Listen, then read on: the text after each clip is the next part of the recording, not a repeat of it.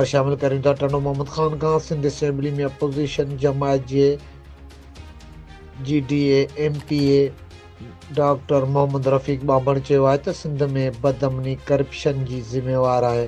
सिंध सरकार आहे जंहिं सॼी सिंध में अमन अमान जी सूरत हाल ख़राब करण लाइ माहौल साज़गार कयो आहे। अहिड़ो इज़हार हिन टंडो मोहम्मद खान जे बाबड़ हाउस में मुनक़द कयल हिकु तक़रीब खे ख़िताब बैदि साफ़िन सां ॻाल्हाईंदे कयो। हिन चयो त अफ़सोस जो मक़ाम आहे त सिंध जा तइलीमी इदारा सिंध जे शागिर्द न्याणियुनि लाइ ग़ैर महफ़ूज़ थी विया आहिनि। सिंध जूं केतिरियूं ई शागिर्द न्याणियूं यूनिवर्सिटियुनि में वहशी सिफ़त दरंदनि जे हथां क़तल थी चुकियूं आहिनि।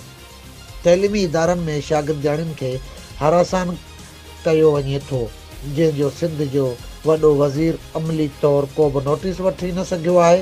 सिर्फ़ु ॻाल्हियुनि करण ताईं मामले खे लहे मिटी करण जी कोशिश कई वई आहे, जंहिंजे करे हाणे तइलीमी इदारनि में शागिर्दाणियुनि जी इज़त ऐं आबरू मुजरू थी रही आहे।